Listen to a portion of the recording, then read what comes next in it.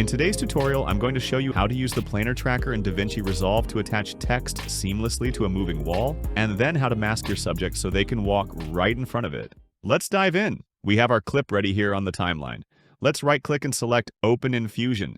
Make sure your media node is selected, then press Shift plus Spacebar, and search for the planar tracker node. Our first goal is to track the movement of the wall itself. Now, let's head into the inspector. First, let's set the tracker to hybrid point. Next, make sure we're at frame 0 and click Set Reference Time. Now, in the viewer, we need to draw an area we want to track. I'm going to draw a box over the left side of the wall here.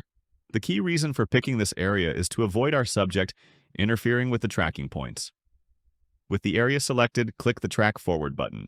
We need to click Stop just before our subject reaches the tracking area.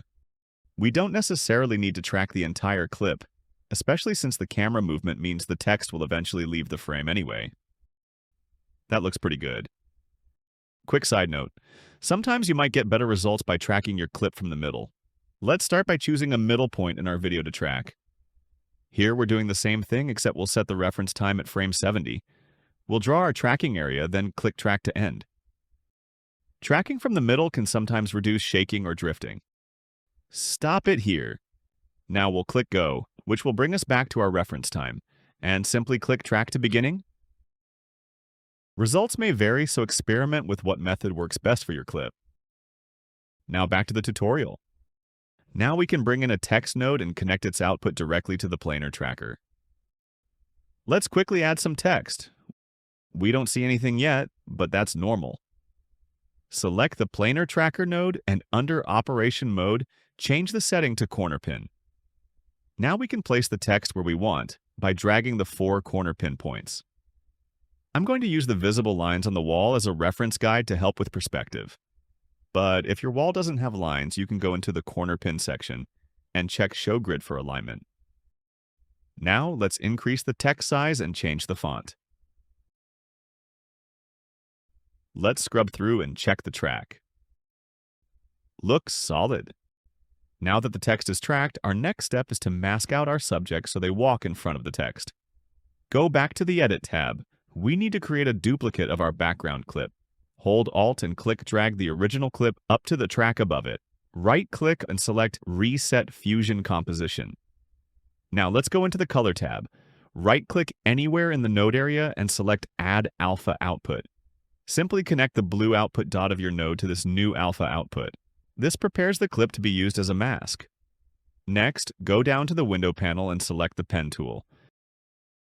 We are going to draw a mask around her torso area where our subject is walking in front of the text. To make sure the mask follows her movement, go to the Tracker panel and select Frame. This allows us to set keyframes for our mask as we move through the timeline. I'm going to speed up this masking part a little bit. Now it's just a matter of moving frame by frame and adjusting the mask points to perfectly match her silhouette. After doing the front side, we also have to make sure the back side is perfectly masked. Now we can go back to the Edit tab and play the clip. We have our text perfectly attached to the wall and our subject walking seamlessly in front of it. Let's add some final creative touches to the text. Right-click the main clip again and go back into the Fusion tab. I'm going to change the text color to black.